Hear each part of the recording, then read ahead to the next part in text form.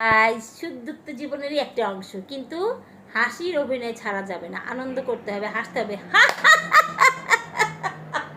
আমি কত আনন্দিত!